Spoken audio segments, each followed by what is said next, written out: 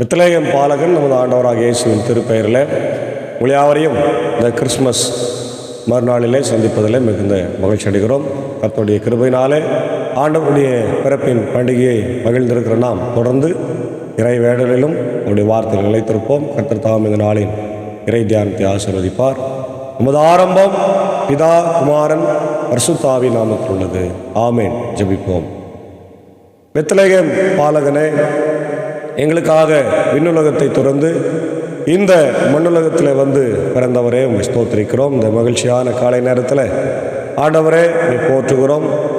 நேற்று தினத்தில் உலகமெங்கும் ஆண்டவர் எல்லா ஆலயங்களிலும் நம்முடைய கிறிஸ்து ஆண்டவரே பிறப்பின் பண்டிகை மிக சிறப்பாய் நாங்கள் கொண்டாடினோம். இந்த கொண்டாட்டங்கள் வெறும் கொண்டாட்டங்களாக இல்லாமல் ஆண்டவரே கிறிஸ்துவை பகிர்ந்தளிக்கின்ற மக்களாக, கிறிஸ்துவின் அன்பை, கிறிஸ்துவின் குணநலன்களை மக்களுக்கு எடுத்துரைக்கின்ற மக்களாக எங்கள் வாழ்க்கையின் வழியாக நாங்கள் வாழ ஆண்டவர் கிருபைத்தார். இதோ எங்களுடைய கொண்டாட்டங்களிலே கிறிஸ்து இருக்கின்றாரா என்ற கேள்வி, கிறிஸ்துவை விட்டுவிட்டு நாங்கள் இதை செய்கிறோமா என்ற பல கேள்விகளை எழுப்பி அது பார்க்க வேண்டிய சூழ்நிலை இருக்கிறோம். கர்த்தர் தாமே இதோ இந்த நாளிலும் எங்களோடு இருந்து இந்த இறை தியானத்தை கர்த்தர் ஆசீர்வதி வழிநடத்தும் நீ பேசுகிறாஜா நாங்கள் கேட்கிறோம். இந்த நாளின் இறைச்செய்தி, பாடல் வேலை, ஜெப வேலை ஆசீர்வதித்தார். இறைமைந்தன் இயேசுவின் மூலம் ஜெபிக்கிறோம் நல்ல பிதாவே. ஆமேன். காலை வேளையிலே 160வது பாடலாகிய அறுப்பெருக்கும் போல் மகிழ்ந்து பாடுங்கள் என்ற ஞான பாடலை அவர்களோடு நாம் இணைந்து பாடுவோம். 160வது ஞான பாடல்.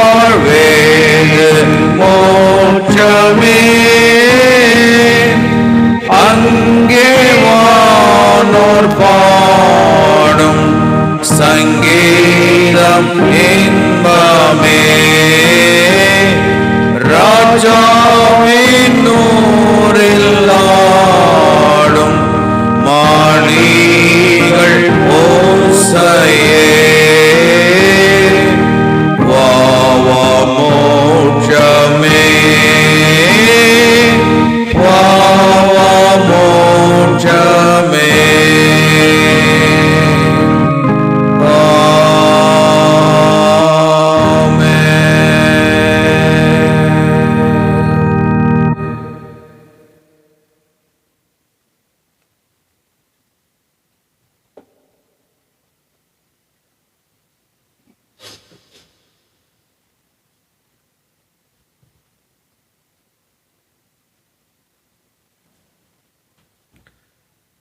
கிறிஸ்து இயேசுவில் மிகவும் அதிகமாக நேசிக்கப்படுகின்றவர்களே, மீண்டுமாக இந்த டிசம்பர் 26ஆம் நாள் கிறிஸ்மஸ் முடிந்து மறுநாள் மாத்திரமல்ல, நம்முடைய தமிழகத்தில் 2004ஆம் ஆண்டு நடைபெற்ற சுனாமி நினைவு தினத்தையும் இன்றைக்கு கொண்டாடுகின்ற அல்லது நினைத்து பார்க்கின்ற ஒரு தருணத்தில் இருக்கின்றோம். இந்த நாளிலும் நாம் தியானிக்கும்படியாக தெரிந்து கொண்ட கடவுளுடைய வார்த்தை, அது யாத்ராகமம் 13ஆம் அதிகாரம் முதல் 15 வசனங்கள். இதில் மிக முக்கியமான காரியங்களை நாம் பார்க்கின்றோம். Remembering the past, looking to the future. முன்னைய பழைய நிலையை நினைத்து பார்க்கிறோம் பழைய காலங்களில். அதே நேரத்தை கடந்த காலத்தை நினைத்து பார்க்கிறவர்கள் எதிர்காலத்தையும் நினைத்து பார்க்கின்ற மக்களாக இருக்கின்றார்கள். எதிர்காலத்தையும் நினைத்து பார்க்கின்ற மக்கள். அதே போல அப்பம் பிட்குதல் அல்லது இந்த ஃபெஸ்டிவல் ஆஃப் அன்லீவன்ட் என்கின்ற புளிப்பற்ற அப்ப விழா, அதை பற்றி நம்ம பார்க்கிறோம். செலிப்ரேஷன் ஆஃப் ஃப்ரீடம், விடுதலையின் திருநாளாக நம்ம அதை பார்க்கிறோம். மூன்றாவது, consecrating the first born, reminder of God's redemption. முதல் பேறு குழந்தையை அங்கே ஆண்டவருக்கு ஒப்பு கொடுக்கின்ற ஒரு நிகழ்வை நாம் பார்க்கின்றோம். அதுதான் இந்த பகுதியிலே சொல்லப்படுகிறது. இதனுடைய சூழ்நிலையை நாம் பார்த்தோம் என்று சொன்னால், இஸ்ரவேல் மக்கள் எகிப்திலிருந்து புறப்பட்டு வருகிறார்கள். கடவுள் அவர்களை வழிநடத்தி கொண்டிருக்கிறார். செங்கடல் வருகிறது, எல்லாவற்றையும் கடந்து போக பண்ணி அவர்களை நடந்து போகும்போது அவர்கள் பழைய காரியங்களை நினைத்து பார்க்கிறார்கள், எதிர்காலத்தையும் நினைத்து பார்த்து பயப்படுகிறார்கள். அதை நாம் அங்கே பார்க்கிறோம். ஆண்டவர் மோசையை நோக்கி உரைத்தது, தலைப்பேறு அனைத்தையும் எனக்கு அர்ப்பணம் செய், இஸ்ரவேல் மக்களிடையே மனிதரிலும் கால்நடைகளிலும் கருப்பையை திறக்கும் எல்லா தலைப்பேரும் எனக்கு உரியவை என்றார். த ஃபர்ஸ்ட் பார்ன் எல்லாமே யாருக்கு? ஆண்டவர். இன்றைக்கு நம்முடைய வீடுகளில் முதல் வருகின்ற பயிர்கள், முதல் நம்ம சம்பாதிக்கின்ற காணிக்கைகள், முதல் குழந்தைகள் எல்லாத்தையும் ஆண்டவருக்கு ஒப்பு கொடுக்க வேண்டும் என்பது பழைய ஏற்பாட்டினுடைய மிக முக்கியமான கட்டளையாய் இருக்கிறது. அதை பழைய ஏற்பாட்டில் மிக தெளிவாகவும் சிறப்பாகவும் மக்கள் செய்து வந்தார்கள். ஆனால் இன்றைய காலகட்டங்களிலே நாம் அதை யாரும் அவ்வளோ பெருசாக செய்வதும் இல்லை, அதை பயன்பாட்டிலேயும் இல்லை. ஆனால் கடவுள் அதை விரும்புகிறார். ஏன்னா முதலாவது கடவுளை தேட வேண்டும். மத்தேயுவில் நாம் வாசிக்கிறோம் 6ஆம் அதிகாரத்தில் 31ஆம் வசனத்தில், முதலாவது தேவனுடைய ராஜ்யத்தையும் நீதியையும் தேடுங்கள், அப்பொழுது உங்களுக்கு எல்லாம் கூட கொடுக்கப்படும் என்று சொல்லப்பட்டிருக்கிறது. கடவுளுடைய பிள்ளைகளாய் நாம் முதலாவது கடவுள் நமக்கு கொடுத்த எல்லா ஆசீர்வாதங்களையும் நாம் ஆண்டவருக்கு முதல்ல நாம் பகிர்ந்து கொள்ள வேண்டும். நான் சாலமோன் ராஜா எருசலேம் தேவாலயத்தினுடைய டெடிகேஷன் நாளில், புதிய தேவாலயத்தின் டெடிகேஷன் நாளில் அவன் சொல்றான், ஆண்டவரே, நாங்கள் உம்முடைய கரத்தில் இருந்து வாங்கினோம், உம்முடைய கரத்தில் இருந்து உமக்கே கொடுக்கிறோம், உம்முடைய கரத்தில் இருந்து வாங்கினோம், அதை உமக்கே கொடுக்கிறோம் என்று சொல்லியிருக்கின்றார். ஆகவே நம்முடைய வாழ்க்கையில கூட நாம் இந்த நாள் வரையில ஏராளமான ஆசீர்வாதங்களை பெற்றிருக்கிறோம் இல்லையா? நல்ல பெற்றோர்களை பெற்றிருக்கிறோம், நல்ல கணவனை, நல்ல மனைவியை, நல்ல பிள்ளைகளை பெற்றிருக்கிறோம், நல்ல ஆசீர்வாதங்களை பெற்றிருக்கிறோம். அப்போ நம்ம எதை ஆண்டவருக்கு இன்றைக்கு படைக்க இருக்கிறோம்? முதலாவது நம்முடைய வாழ்க்கையில் ஆண்டவர் கொடுத்ததை படைக்கின்றோமா? யோசித்து பாரு. அதுதான் இந்த முதல் பகுதியில் இங்கே மோசே இஸ்ரவேல் மக்களுக்கு செங்கடலை கடந்து போவதற்கு முன்னதாக அவர் சொல்லுகின்றார்.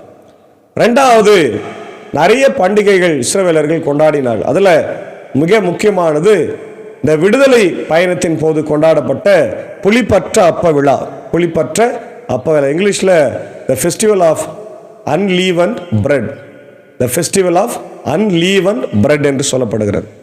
மோசே மக்களை நோக்கி பின்வருமாறு கூறினார், அடிமைதன வீடாகிய எகிப்திலிருந்து நீங்கள் வெளியேறி சென்ற இந்நாளை நினைவு கூறுங்கள். இந்நாளில்தான் ஆண்டவர் தம் கைவன்மையால் உங்களை இங்கிருந்து வெளியேற வைத்தார். நீங்கள் புளித்த அப்பம் உண்ணலாகாது. ஆபிபு மாதத்தின் இந்த நாளில் நீங்கள் வெளியேறி செல்கிறீர்கள். கானானியர், இத்தியர், எமோரியர், இவ்வியர், எபூசியர் வாழும் நாட்டை ஆண்டவர் உங்களுக்கு தருவாராக. உன் மூதாதையருக்கு வாக்களித்திருந்தார். பாலும் தேனும் பொழியும் அந்த நாட்டுக்கு அவர் உன்னை அழைத்து சென்ற பின் இதே மாதத்தில் நீ இவ்வழிபாட்டை செய்வாயாக என்று ஆண்டவர் சொல்லுகின்றார். மோசேயின் வழியாக இஸ்ரவேல் மக்கள் சொல்றார், நீங்க அடிமைதனத்தில் இருந்தீங்க, உடைய கூக்குரலை கர்த்தர் கேட்டு உங்களுக்கு என்ன செய்தார்? விடுதலை செய்திருக்கிறார். இப்போ விடுதலை செய்ததுனால நீங்க செய்ய வேண்டிய காரியம் என்ன? அவருக்கு ஒரு விழா எடுக்கணும். அதுதான் புளிப்பில்லாத அப்ப பண்டிகை. அது நீங்க இஸ்ரவேல் தேசத்திற்கு சென்ற பிறகு அங்க எத்தனையோ 7 நாட்டு மக்கள் வாழ்றாங்க, 7 ஜாதி மக்கள் பிரிவு. அவங்க எல்லாத்தையும் ஆண்டவர் விரட்டி அடிச்சிருவாரு, உங்களை கொண்டு போய் வைப்பாரு. அதனால நீங்க என்ன செய்யுங்க? இந்த பண்டிகையை கொண்டாடுங்க, உங்களுக்கு பாலும் தேனும் பொழியும் என்று சொல்லுகிறார். அப்போ 7 நாட்கள் நீ புளிப்பற்ற அப்பம் உண்ண வேண்டும். 7ஆம் நாளை ஆண்டவரின் விழாவாக கொண்டாடும். இந்த 7 என்பது முக்கியமான ஒரு நம்பரை குறிக்கிறார். 7 நாள் நீ புளிப்பற்ற அப்பம் உண்ண வேண்டும். புளித்த அப்பம் உன்னிடம் காணப்படக்கூடாது. உன் எல்லைக்குள் எங்குமே புளித்த மாவு காணப்படக்கூடாது. அந்நாளில் நீ உன் மகனிடம், நான் எகிப்திலிருந்து வெளியேறி வந்த போது ஆண்டவர் எனக்கு செய்ததை முன்னிட்டே இந்த வழிபாடு என்று சொல். ஆண்டவரின் சட்டம் உன் உதடுகளில் ஒலிக்கும்படி நீ நடந்து கொள். இல்லையா? இது உன் கையில் அடையாளமாகவும் உன் கண்கள் இடையில் நினைவு சின்னமாகவும் இருக்கட்டும். ஏனெனில் ஆண்டவர் தம் கைவன்மையால் எகிப்திலிருந்து உன்னை வெளியேறச் செய்தார். எனவே ஆண்டுதோறும் இந்த நியமத்தை அதன் குறிப்பிட்ட காலத்தில் நிறைவேற்றும். இது ஒரு விடுதலை திருநாள். எப்படி நம்ம ஆகஸ்ட் 1947ஆம் ஆண்டு விடுதலை பெற்றோமோ அதை நம்ம ஒவ்வொரு வருஷமும் ஆகஸ்ட் 15ஆம் தேதி கொண்டாடுறோம் இல்லையா? அதனால் அதே போல நம்முடைய இஸ்ரவேல் மக்கள் அதை செய்ய வேண்டும். அவங்க விடுதலை பெற்றதை கடவுளுடைய கைவன்மையால் விடுதலை பெற்றாங்க. அவங்களுடைய சொந்த முயற்சியோ அல்லது எந்த ஒரு ராஜாவோ வந்து அவங்கள விடுதலை செய்யல, கடவுளுடைய கைவன்மையால் விடுதலை செய்யப்பட்டார்கள் இல்லையா? அதை அவங்க நினைவு கூற வேண்டும் என்று சொல்லப்படுகிறது. ஒவ்வொரு வருஷமும் புளிப்பில்லாத அப்ப பண்டிகை, எப்பவுமே புளிப்போட சாப்பிடக்கூடாது, புளிப்பில்லாத அப்ப பண்டிகை அவங்க கொண்டாடி அதை நிறைவேற்ற வேண்டும் என்று சொல்லப்படுது. 2வது பகுதி நீங்க பார்த்தீங்கன்னா, இங்கே நான் முதல்ல பார்த்தது மாதிரி தலைப்பேரை நீங்க கடவுளுக்கு படைக்க வேண்டும். தலைப்பேறு, அதாவது இந்த ஃபர்ஸ்ட் பார்ன் என்று சொல்லுவார்கள். உனக்கும் உன் மூதாதையருக்கும் ஆண்டவர் வாக்களித்தபடியே அவர் கானானியரின் நாட்டிற்குள் உன்னை அழைத்து சென்று அதை உனக்கு கொடுக்கும் போது நீ கருப்பையை திறக்கும், உன் கருப்பையை திறக்கும் தலைப்பேர் அனைத்தும் ஆண்டவருக்கென ஒப்பு கொடுக்கப்பட வேண்டும். உன் கால்நடைகளில் ஆண் தலையீற்று அனைத்தும் ஆண்டவருக்கே உரியது. ஓர் ஆட்டை கொடுத்து கழுதையின் ஆண் தலையீற்றை மீட்பாய். அதை நீ மீட்கவில்லை எனில் அதன் கழுத்தை முறித்து விடும். உன் ஆண் பிள்ளைகளுக்குள் எல்லா தலைப்பேற்றையும் நீ மீட்க வேண்டும். இதன் பொருள் என்னவென்று பிற்காலத்தில் உன் மகன் உன்னிடம் கேட்டால் நீ அவனை நோக்கி, ஆண்டவர் தம் கைவன்மையால் அடிமைதன வீடாக எகிப்திலிருந்து உண்மை வெளியேறச் செய்தார். பார்வோன் மனம் இறுகி எம்மை போகவிட மறுத்த போது எகிப்து நாட்டில் உள்ள மனிதருக்குள் தலைப்பேறு தொடங்கி கால்நடைகள் தலையீற்று ஈராக ஆண் தலைப்பிறப்பு அனைத்தையும் ஆண்டவர் சாகடித்தார். எனவே கருப்பையை திறக்கும் ஆண் பிறப்பு அனைத்தையும் நான் ஆண்டவருக்கு பலியிட்டு என் ஆண் பிள்ளைகளுள் தலைப்பேறு அனைத்தையும் மீட்கிறேன் என்று சொல் என்றார். ரொம்ப அழகா சொல்றார் பார். ஏன் கருப்பையை திறக்கின்ற முதல் தலைப்பேரை ஆண்டவருக்கு நாம் படைக்க வேண்டும் என்று சொன்னால், எகிப்துல இவங்க 430 வருஷம் ஆலோட்டியின் நிமித்தமாக என்ன பண்ணாங்க? கவலைப்பட்டாங்க, செங்கல் அறுத்தாங்க, அடிமைதனமாக இருந்தாங்க. அது அந்த வரலாறு ரொம்ப கேள்விப்படும் போது ரொம்ப கஷ்டமாக இருக்கும். இல்லையா? ஒவ்வொரு நாட்டிலையும் இன்றைக்கி அடிமைகளை வாழ்கிறவங்க கணவனை பிரிந்து மனைவியை பிரிந்து பிள்ளைகளை பிரிந்து எந்த உறவும் இல்லாமல், தாம்பத்திய உறவு இல்லாமல், மகிழ்ச்சியோடு இல்லாமல், சமாதானமாக இல்லாமல், நினைத்ததை செய்யாமல், கடவுளை தொழுகை செய்ய முடியாமல், எந்தவித மகிழ்ச்சியும் கொண்டாட்டமும் பண்டிகையும் இல்லாமல் எப்படி இருக்க முடியும்? அதுதான் எகிப்தியர்கள் இருந்தார்கள். அது மட்டும் இல்லை, அவங்க காலையில் வேலைக்கு போனாங்கன்னா 4 மணிக்கெல்லாம் எழுந்து வேலைக்கு போயிட்டாங்கன்னா குழந்தைகளை பிள்ளைகளெல்லாம் சாப்பாடெல்லாம் கிடையாது. அவங்க எப்படின்னா போட்டுன்னு போயிடணும். இவங்க போயிட்டு இரவு முழுக்க ஏறக்குறைய 8, 9, 10 மணி வரைக்கும் வேலை செஞ்சுட்டு வீட்டுக்கு வரணும். திருப்பி காலையில் ஓடணும். உணவு இடைவேளையோ வேறு எந்த இடைவேளையோ கிடையவே கிடையாது. அவங்க புல் அறுத்து கொண்டு வந்து கொட்டணும். அதே நேரத்தில் சாந்து அரைக்கணும், செங்கல் அறுக்கணும், இல்லையா? பெரிய பெரிய கல்லை தூக்கின்னு போய் இந்த பார்வோனுடைய அரண்மனைகளெல்லாம் கட்ட வேண்டும். இந்த பிரமிட்ஸ் எல்லாம் அப்போ தான் கட்டினாங்கன்னு சொல்கிறாங்க. இப்போது அன்பான தேவனுடைய பிள்ளைகளை, கடுமையான வேலை பலுவினால மன உளைச்சலில், துன்பத்தில், கஷ்டத்தில் இருந்த மக்களை ஆண்டவர் மீட்டார். அவன் மீட்கும் போது 10 வாதைகளை செய்கிறார் என்பதை நம்ம பார்க்கிறோம். இந்த 10வது வாதை தான் தலைச்சன் பிள்ளை சங்காரம். அது உங்களுக்கு தெரியும், ரொம்ப கோரமானது. எகிப்தில் வீட்டில் இருக்கிற ஒவ்வொரு தலைப்பிள்ளையையும் ஆண்டவர் தேவதூதன், சங்கார தேவதூதன் வழியாய் கொன்று போட்டார். ஒவ்வொரு வீட்லையும் மரண ஓலம் கேட்டது. அதுக்கு அப்புறம் தான் அரசன் என்ன பண்ணுறான், ஒத்துக்கிறான். அது வரைக்கும் ஒத்துக்கவே இல்லை.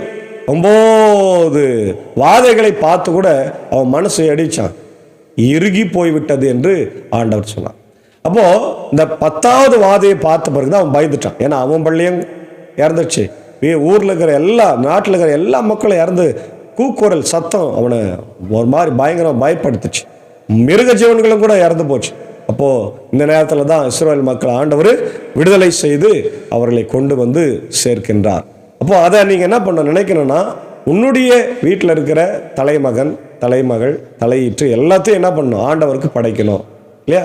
அதற்கான நீங்கள் திருவிழாக்களை செய்ய வேண்டும். அப்போ நல்லா கவனிங்க, இந்த 10வது வாதை நமக்கு எதை நினைவுபடுத்துகிறதுனா, இயேசு கிறிஸ்து நமக்காக பிறகு சிந்த போகிற ரத்தத்தை நினைவுபடுத்துகிறது. அதாவது இந்த 10வது வாதை நடந்த பிறகு இஸ்ரவேலர்கள் என்ன பண்ணுவாங்களோ, அவங்களுக்கு அந்த ஆட்டுக்குட்டியை வெட்டி, அவங்களுக்கு அந்த பழுதற்ற சின்ன ஆட்டுக்குட்டியை வெட்டி அவங்களுடைய வீடுகளுக்கு முன்னாக அவங்க பூசியிருந்தாங்க ரத்தத்தை. அந்த ரத்தம் பூசி இருந்த வீடுகளில் சங்காரத்துடன் வரமாட்டான். ரத்தம் பூசாத வீடுகளில் தான் சங்காரத்துடன். இதுதான் இன்றைக்கி இந்து மக்கள் எல்லாம் என்ன பண்ணுறாங்க, இந்த சிவப்பு கலரில் பெயிண்ட்டு, சிவப்பு கலர் இதெல்லாம் என்ன பண்ணுறாங்க, வீடுகளில் நிலைகளில் அடித்து வைக்கிறாங்க. இதுதான், இதெல்லாம் பைபிள்லேருந்து வந்தது தான், வேற எங்கேயும் இல்லை. இந்த குங்குமம் வைக்கிறது இதெல்லாம் பைபிளிலிருந்து வந்தது. அது இந்த ரத்தத்தை குறிக்கிறது, இயேசுவின் ரத்தத்தை குறிக்கிறதாக பெரியவங்க சொல்லுவாங்க. ஆகவே அன்பான தேவனுடைய பிள்ளைகளே, கிறிஸ்துவின் ரத்தத்தினாலே ஆண்டவர் நம்ம மீட்டு கொண்டிருக்கிறார். இன்றைக்கு அந்த ஆண்டவர் தான் பெத்லகேமிலே பாலகனாய் பிறந்ததை நாம் கொண்டாடி கொண்டிருக்கிறோம். ஆகவே கிறிஸ்துவின் பிறப்பை மீண்டும் ஒருமுறை கூட மகிழ்ச்சியோடு கொண்டாடி இருக்கிற நாம் அர்த்தமுள்ளதாய் கொண்டாட வேண்டும். ஆர்வத்தில் அதை நான் சொன்னேன். நம்முடைய பண்டிகையில் கிறிஸ்துவின் அந்த பிறப்பு அர்த்தமுள்ளதாக இருக்கணும். Without Christ we are celebrating Christmas. Without Christ we are celebrating Christmas. அப்போது with Christ we should celebrate the Christmas, இல்லையா? அதான் இந்த பகுதியில் மிக சிறப்பாக நம்ம பார்க்கிறோம். ஆகவே இந்த காலை நேரத்தில் கர்த்தர் தாமே நம்மை ஆசீர்வதித்து தொடர்ந்து வர இருக்கிற எல்லா நாட்களிலும் கிருபையாய் நம்மை காத்து வழி நடத்துவாராக. ஆமேன். ஜெபம் செய்வோம். பெத்லகேம் பாலகனா எங்களுக்காய் இந்த உலகத்தில் வந்தவரே, மீண்டுமாய் இந்த காலை நேரத்திற்காக நன்றி செலுத்துகிறோம். கிறிஸ்மஸ் கொண்டாட்டங்களை கொண்டாடி மகிழ்ச்சியோடு இருக்கிற நாங்கள் ஆண்டவர் எங்களை மீட்கும்படியாக எகிப்திலே ஆண்டவர் தலைச்சன் பிள்ளை சங்காரத்தை செய்து எங்களை மீட்டீர் என்பதை நான் பார்க்கிறோம். ரத்தம் பூசப்பட்டிருந்த வீடுகளில் இருக்கிற மக்களை பாதுகாத்தீர். அதே போல ஆண்டவரை புளிப்பில்லாத அப்ப பண்டிகையும் ஆண்டவரை தலைப்பேறு ஆண்டவரை உமக்கு படைக்கின்ற ஒரு மிக முக்கியமான காரியங்களையும் எங்கள் வாழ்நாளிலே கற்றுக் கொடுத்திருக்கிறார். அதற்காக நன்றி செலுத்துகிறோம். இந்த காலை நேரத்தில் உம்முடைய இறை தியானத்தை கேட்டுக்கொண்டிருக்கிற பார்த்து கொண்டிருக்கிற எல்லா மக்களையும் ஆசீர்வதிங்க. கிறிஸ்மஸ் பண்டிகை கொண்டாடி மகிழ்ந்திருக்கிற அவர்களுக்கு ஆசீர்வாதத்தை தாரும். குறிப்பாக இந்த கிறிஸ்மஸ் பண்டிகையிலே இன்னும் நாங்கள் ஏழை எளிய மக்களை நினைவு கூறும்படியாய் என் தேவன் நீர் கிருபை தர வேண்டும் என்று நாங்கள் ஜெபிக்கிறோம். தொடர்ந்து உம்முடைய இறை ஆசிரியர்கள் இந்த நாளிலே எங்களுக்கு எல்லாருக்கும் தார். நம்முடைய தேசத்திற்காக ஜெபிக்கிறோம், நம்முடைய திருச்சபைகளுக்காக ஜெபிக்கிறோம். ஆண்டவரே, என்னுடைய ஆயர்களுக்காய், நண்பர்களுக்காய், உறவுகளுக்காக நான் ஜெபிக்கிறோம். எல்லாருக்கும் நல்ல சுகபலன் ஜீவனை தந்து வழி நடத்துங்க. குறிப்பாக இந்த நாளிலே எங்களோட ஊழியத்தில் இருக்கிற என்னுடைய அன்பர் சாருக்காக, ஏஞ்சக்காவுக்காக, அன்பான பிள்ளைகள், மாத்தாள் மறியலுக்காக, ஒரு சாக்கோசாருக்காக, டீச்சருக்காக ஜெபிக்கிறோம். குடும்பங்களாக எங்களை பயன்படுத்தி வருவதற்காக நன்றி ஆண்டவரே. தொடர்ந்து இந்த நாளிலும் ஆண்டவரே என்னுடைய பிறந்தநாளை கொண்டாடுகிற மக்களுக்காக ஜெபிக்கிறோம். அன்பு சகோதரர் ராஜேஷ் அவர்களுக்காக ஜெபிக்கிறோம். பெதஸ்தா மருத்துவமனை முன்னாள் ஊழியரும் இடிமாகப்பம் பரிசுத்த லூக்கா லுத்தரன் திருச்சபையினுடைய உறுப்பினருமாக இருக்கிற அவரை கர்த்தர் ஆசீர்வதிங்க, பலப்படுத்துங்க, தேவைகளை சந்திங்க ராஜா. அதே போல என்னுடைய அன்பு சகோதரர் பிச்சை ஆசிரியர் கண்கடியா லுத்தரன் திருச்சபை முன்னாள் தலைவர் அவருடைய அன்பு மகன் மாருதி பிச்சைக்காய் ஜெபிக்கிறோம். அவரையும் அவருடைய அன்பான குடும்பங்களையும் கர்த்தர் ஆசீர்வதிங்க. எல்லா தேவைகளையும் என் தேவன் பாரத்திலிருந்து நீ சந்திக்க வேண்டும் என்று ஜெபிக்கிறோம். தொடர்ந்து ஆண்டவரே இந்த நாட்களிலே படுக்கையிலே பலவீனமாக இருக்கிற மக்களுக்காக ஜெபிக்கிறோம். இது ஆண்டவரே விபத்தில் சிகிச்சை பெற்று ஆண்டவரே சுகம் பெற்று கொண்டிருக்கிற ரெவரண்ட் டாக்டர் உதயநேசன் இருக்கார், அமெரிக்காவில் இருக்கிறார். அவருக்காக ஐரமா பிள்ளைகளுக்காக ஜெபிக்கிறோம். இந்த கிறிஸ்துமஸ் நாட்களை அவர்கள் ஆண்டவரே மகிழ்ச்சியாய் கொண்டாட முடியாது விட்டாலும் கூட நம்முடைய சமாதானத்தை என் தேவன் அவர்களுக்கு தார். அதே போல பால் மோசஸ் ஐயர் அவருக்காக ஐரமா பிள்ளைகளுக்காக ஜெபிக்கிறோம். ஆண்டவரே ஆன்ஜியோ பண்ணி ஆண்டவர் சிகிச்சையில் இருக்கிற அவருக்கு நல்ல சுகத்தையும் பலத்தை தந்து வழி நடத்தும். அவர்களுக்கும் அமைதியான சமாதானத்தை தார். இன்னுமாக இப்படி அன்பு சகோதரி தீபா, ஆண்டவரே ஏழுமலை, லதா, ஆலன், ரஃபியா, ஆண்டவரே வனஜாமாவுக்காகவும் நான் ஜெபிக்கின்றோம். ஆண்டவரே இன்னும் யாரெல்லாம் பலவீனமாக சுகவீனமாக இருக்கிறார்களோ எல்லாருக்காக ஜெபிக்கிறோம். எல்லாருடைய பலவீனங்களை நீர் மாற்றி சுகத்தை தான். தொடர்ந்து இந்த நாளில் இந்த கிருபைகள் எங்களோடு கூட தங்கியிருக்கட்டும். உலக நாடுகளுக்காக, இந்தியாவுக்காக, இப்படி தலைவர்களுக்காக, இப்படி இந்திய சுவிசேஷ லுத்தரன் திருச்சபை 3 சபை சங்கள் போதர்கள் ஊழியங்கள் ஆண்டவர் எல்லாருக்காக ஜெபிக்கிறோம். தொடர்ந்து உடைய இறை கிருபை எங்களோடு கூட இருக்கட்டும். இறை மைந்தன் இயேசுவின் மூலம் ஜெபிக்கிறோம் நல்ல பிதாவே, ஆமென். நமது ஆண்டவராக இயேசு கிறிஸ்துவின் கிருபை, பிதாவாகிய கடவுளின் அன்பு, தூய ஆவியானவர் நம்மளோடு கூட இருப்பதாக, ஆமென்.